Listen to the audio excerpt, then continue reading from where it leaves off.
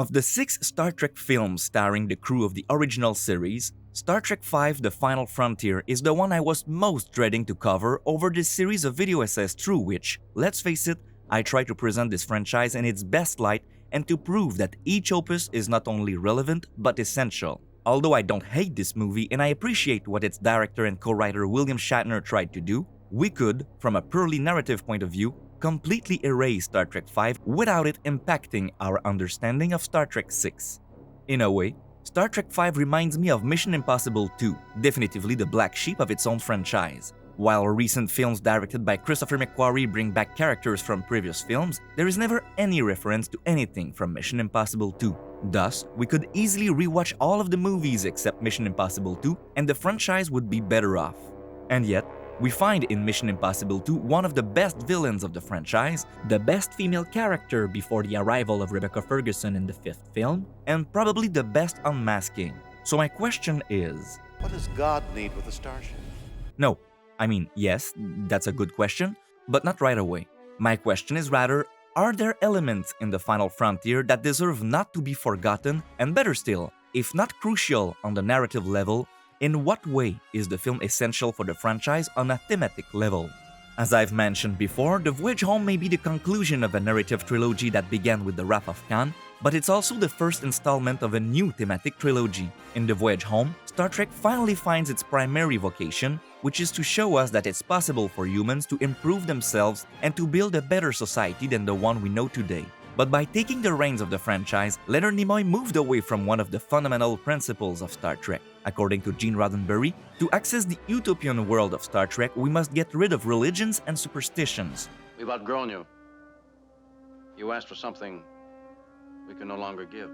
There had been an attempt at showing the crew of the Enterprise confront God in an episode of the animated series where the Enterprise explored the center of the galaxy, but to avoid offending believers, it was decided to replace God with the devil. In the 1970s, right after Star Trek was cancelled on television, Roddenberry pitched a Star Trek film to the studios in which the crew of the Enterprise would finally face God, but that premise was again rejected. Now, Nimoy, through the 2 films he had just made, had just introduced a certain religiosity into Star Trek by making Spock a messiah.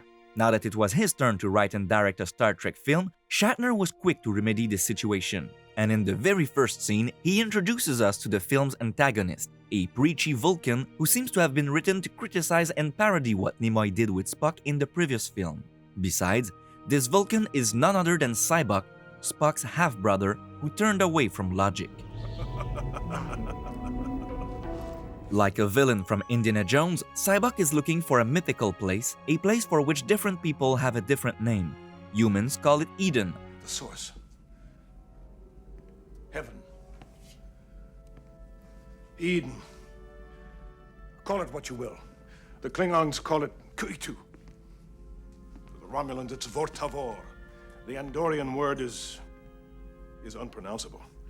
Still, every culture in existence shares this common dream of a place from which creation sprang. For us, that place will soon be reality. During the 5-year mission, Spock too showed curiosity about this location when space hippies attempted to take over the Enterprise to reach the planet Eden. They regard themselves as aliens in their own world, a condition with which I am somewhat familiar. While Spock believed he could find there a place where his human and Vulcan heritage would no longer be a problem for him, he instead discovered, along with the crew and the space hippies, that the planet Eden is in truth an uninhabitable hell. Indeed, in Star Trek, you always have to be wary of paradise. Not only when it takes the form of a hostile planet like Eden or Genesis, but also when it takes the form of a utopian society. As Matthew Willem Capel says in his book Exploring the Next Frontier, Star Trek spent at least 10 of the original 79 episodes confronting perfect, Edenic, or utopian worlds and societies. In almost every case, new possibilities for the future is really defined by the possibility of social progress, and Paradise, in that they deny such progress, by their very nature are always shown to be actually dystopian. It's no accident that people who live in Edenic paradises are depicted as anesthetized and stagnated. It's a true Eden, Jim. There's belonging and love. No wants, no needs. We weren't meant for that, none of us. Man stagnates if he has no ambition, no desire to be more than he is. Maybe we weren't meant for paradise. Maybe we were meant to fight our way through. Struggle. Claw our way up. Scratch for every inch of the way. In the final frontier, there aren't many feats that Kirk hasn't already accomplished, and it's probably because he fears stagnation that we find him climbing a mountain at bare hands at the start of the film. As Sybok searches for a paradise and Spock searches for a place where he can be at peace with himself, Kirk searches for new challenges, which he tries perilously to find on the top of a mountain. I regret to inform you that the record for free climbing El Capitan is in no danger of being broken. I'm not trying to break any records. I'm doing this because I enjoy it. Not to mention the most important reason for climbing a mountain. And that is? Because it's there. Fortunately, he can count on his friends even if they don't always know how to have a good time together. The doctor and I will start it off, and then when we give you a signal, you jump in. Doctor, if you please. Don't say I didn't warn you. Row, row, row your boat gently down the stream. Merrily, merrily, merrily, merrily, gently down the stream. Merrily, merrily, merrily, merrily. Come on, Spock. Why didn't you jump in? I was trying to comprehend the meaning of the words. It's a song, you green-blooded Vulcan. You sing it. The words aren't important. What's important is that you have a good time singing it. During that time, Sybok emerges from the desert on Nimbus 3 to take control of Paradise City, because that's where we find the representatives of the Federation, the Klingon Empire, and the Romulan Empire. And it's not difficult to see the connection with Jerusalem, a holy city for Judaism, Christianity, and Islam. After all, The Final Frontier is a movie about religion. Share your pain. Share your pain with me. And gain strength from the share. But the followers of Sybok, known as the Army of Light, are more reminiscent of the holy warriors opposing the USSR and supported by the United States during the Soviet-Afghan War, which ended in 1989, the same year The Final Frontier was released. The original Star Trek series often alluded to the Vietnam War. Do you remember the 20th century brush wars on the Asian continent? Two giant powers involved, much like the Klingons and ourselves. Neither side felt that they could pull out. Yes, I remember. It went on bloody year after bloody year. So it makes perfect sense for Shatner to now allude to this new stage of the Cold War, as do several other films from this era.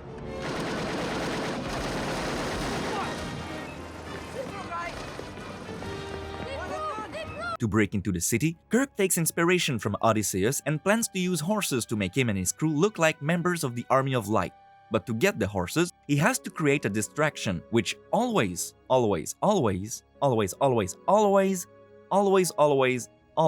falls on the female character. And this Hollywood convention is even more insulting when, after failing all of her missions over the course of a film, the female character isn't even able to perform this function which, according to the writers, should be natural for her.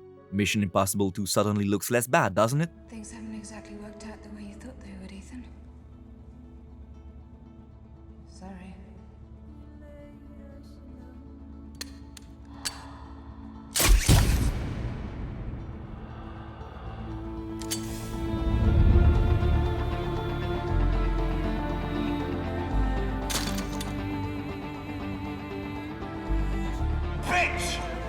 You're not gonna shoot me, Sean. Not this bitch. Because she's worth 37 million pounds. Although co-writer David Lowery only proposed it as a joke, it's of course Uhura, who, without it being the first time, is in charge of creating the said distraction. All the same, let's salute the film for this rare positive representation of the body of a woman who was approaching her 60s, and too bad for the fragile snowflakes it offends. After a few auditory jokes, Spock, hold your horse, Captain. I'm scanning. and visual jokes, Kirk and his crew fall into the trap set by Sybok, and he takes control of the Enterprise. Sybok is not far off being my favorite Star Trek antagonist. He sincerely believes that he is peaceful, that his message is love, and that he frees people from their suffering. He is horrified by violence. I instruct you to surrender at once. You are under attack by superior Federation forces. Do you realize what you've done? It wasn't bloodshed I wanted. Disappointed when he fails to win someone over his cause, and in no way possessive, resentful, or capricious, even toward those who disbelieve him and have tried to kill him. The ship needs its captain. No special conditions? No conditions. The role was first offered to Sean Connery, and it's not hard to see why. After Diamonds Are Forever, Sean Connery did his best to free himself from his role as James Bond. The roles he played in the 70s are some of the most fascinating in his filmography and tend to be overlooked by superficial rankings like those of Watch Mojo. Goldfinger's better than Dr. No. Both of them are a lot better than Diamonds Are Forever. Our judgment reflected in its relatively poor showing at the box office. And in which field, of course, Thunderball was a notable success. Instead, these rankings only remember the second wind of Sean Connery's career, which began in the late 80s when he perfected himself in a very particular role. Even though he had already played spies, rebels, cops, thieves, and kings, Sean Connery began to play them as a mentor, which of course come as no surprise given the age that he had, but it goes further than that. From 1986 to 2003, Sean Connery imposed himself as the ultimate mentor. And it's not only the roles he accepted that can testify to this, but also those he refused. In the hero's journey, the figure of the mentor represents the father, and the ultimate father for believers is God, whom our patriarchal society often portrays, even though it's technically not the will of the church, as an old authoritarian white man, in other words, Sean Connery. While the latter turned down the role of Cyborg because he was committed to Indiana Jones and the Last Crusade, we think of him every time we hear the name the Vulcans give to their paradise. Shakari, Shakari, Shakari, Shakari, Shakari. When we look closely at the Final Frontier, we realize that Shatner has learned a lesson from each previous film. The quest to reach Shakari is an attempt to recreate the mystery of V'ger at the heart of the motion picture. Shatner also brings back Jerry Goldsmith for the soundtrack. But thanks to the character of Cyborg, he gives his film what fans preferred in The Wrath of Khan, that is, a charismatic villain.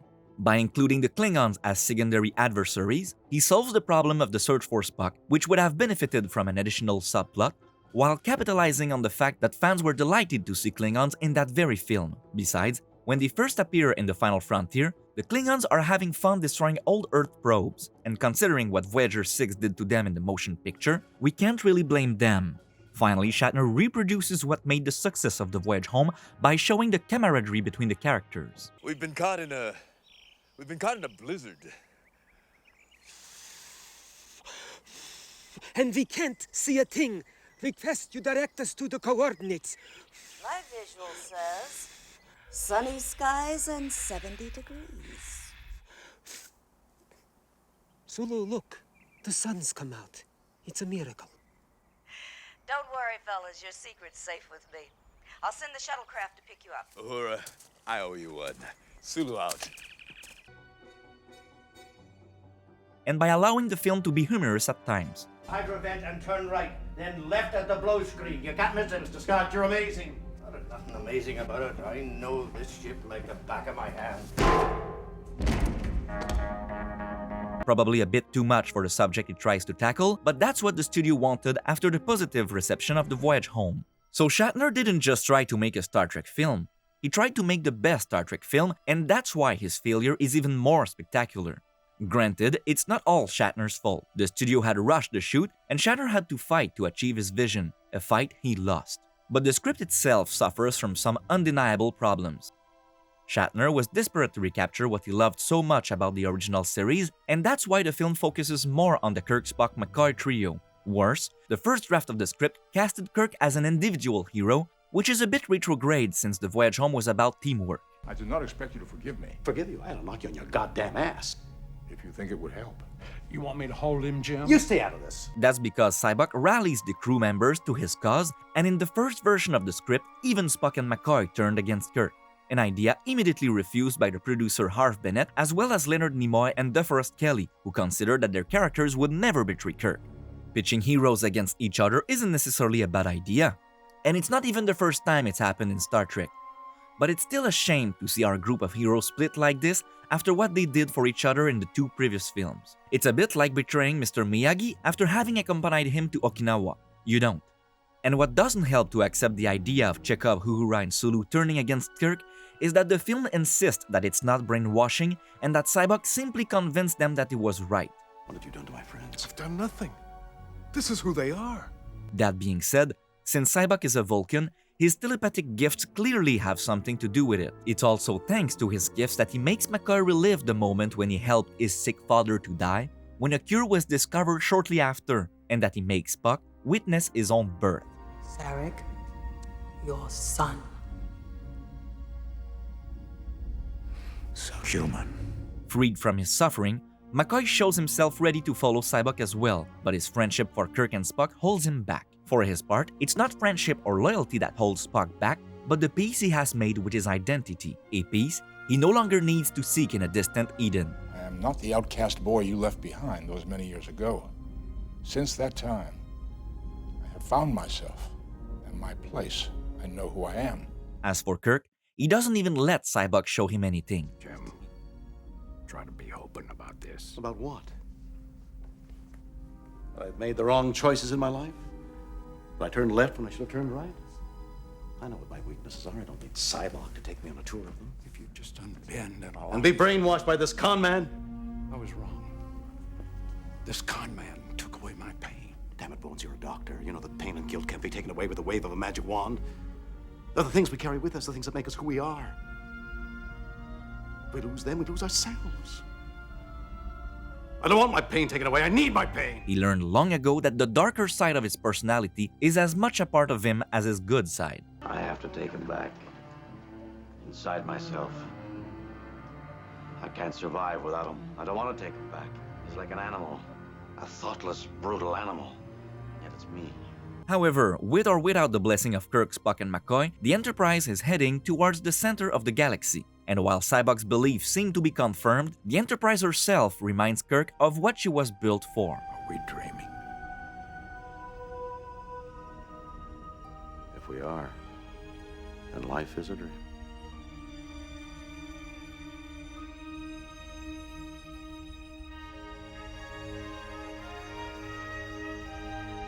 It's therefore the usual trio of the original series that accompanies Cybuck on the planet Shakari, which the film hesitates to show as majestic or disappointing.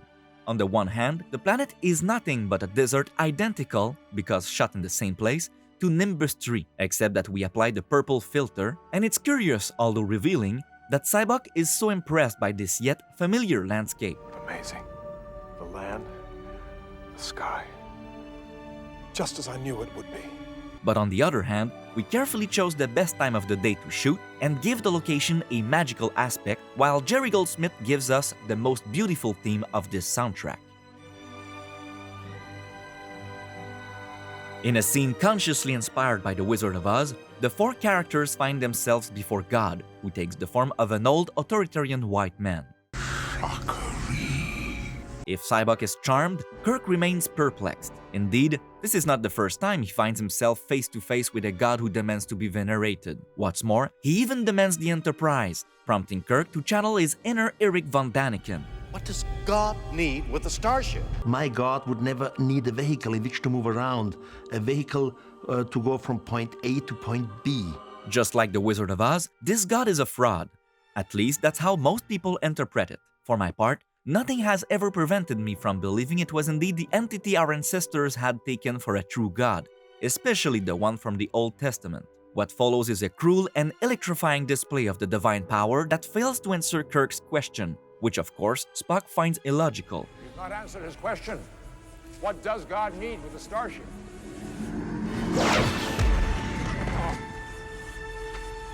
It's too much for McCoy, who refuses to see his friends treated like this. I doubt any God who inflicts pain for his own pleasure.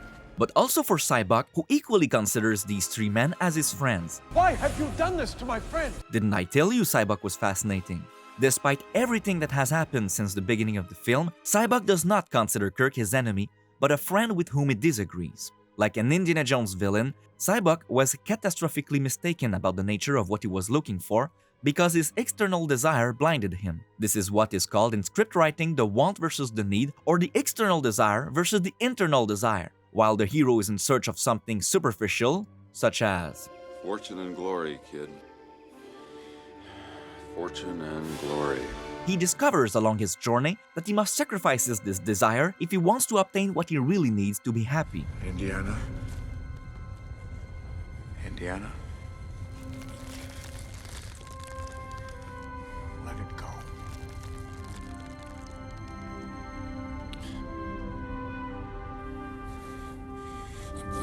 Realizing his mistake too late and facing his own reflection, Cybuck sacrifices himself for his friends. Forgive me, brother. Forgive me.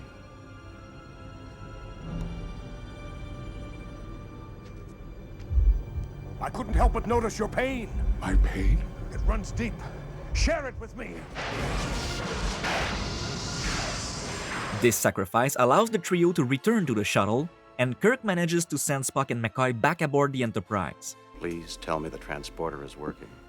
She's got partial power, sir. I might be able to take two of you. Beam up Spock and Dr. McCoy. Now. Now, just a... But the Klingons prevent him from teleporting away. It was then that Shatner, ahead of Darren Aronofsky by 25 years, wanted to see Kirk face rock monsters. No doubt a reference to the fallen angels of the Book of Enoch. Enoch is the first person in antiquity who writes in the first person. But which can perhaps also be interpreted as a symbolic revenge from the mountain that Kirk was trying to tame at the start of the film. However, since the result was not that great, it's God himself who counterattacks, but obviously without the actor being called back to shoot additional scenes or even utter the slightest piece of dialogue. Spock manages to convince the Klingons to let him do what he did to the god Apollo in the original series. All banks maintain firing rate. Maintaining, sir. And what Americans always do when they encounter a religious entity in the desert, an aerial strike. Convinced that he was going to die at the very hands of those who had killed his son, Kirk is surprised to find himself aboard the bird of prey in the company of his friend. Please, Captain. Not in front of the Klingons. The film ends with a kind of reconciliation between Kirk's crew and the Klingons, which demonstrates that Shatner knew very well where the franchise needed to go, but the execution is far from satisfactory, and it will be necessary to wait for the next film to see the Enterprise's crew attempt to make peace with the Klingons despite the grudge they feel towards them. It would seem that the way of doing things is just as important as the message we try to convey, and that is precisely what the film wants to tell us. Sure, the message of the Voyage Home is important and we must improve ourselves, but we also have to make sure we're doing it the right way. For Roddenberry and for Shatner, it's not by turning to religion or by making Star Trek a religion that we will succeed, and it's not by seeking a paradise or a utopian world at the edge of space or on a movie screen. Spock had hinted at the solution many years ago. It is my sincere wish that you do not give up your search for Eden. I have no doubt but that you will find it. Or make it yourselves. It's up to us to realize our utopia. While Shatner lost almost every battle against the studio to keep the film true to his vision, he managed to keep one line that the studio kept pulling out of the edit. We were speculating. Is God really out there? Maybe he's not out there, Bones. Maybe he's right here. Human heart. Thus, Kirk doesn't need to climb mountains at the risk of his life to be happy, because what he really needs is to surpass himself. It's no coincidence that the name of the mountain he climbed at the beginning of the film is El Capitan, because it's in Kirk himself that the highest mountain to be climbed is found, and it's in each of us that we can find the final frontier. If I ever go looking for my heart's desire again, I won't look any further than my own backyard. Even Spock ended his own superficial quest to figure out the lyrics to a song, and instead figured out that what really matters is just singing it alone with his friends. Merrily, merrily, merrily, life is but a dream.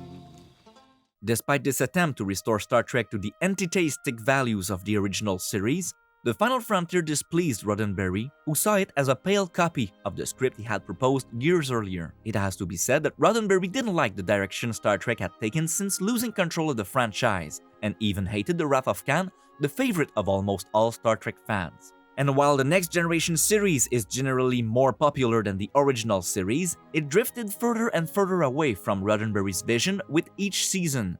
And that's what seems to have made this series so successful. Which is why I don't really care for the sayings of Shatner when he says that Roddenberry must be turning in his grave because of the direction the franchise is going right now. Because it's been a moment that Roddenberry doesn't like what nevertheless makes Star Trek so successful. As always, I hope you enjoyed this episode. Feel free to like it, share it, and subscribe to the channel if you haven't already. Tell me in the comments what you think of The Final Frontier, and we'll meet again in a month for the conclusion of this series of video essays.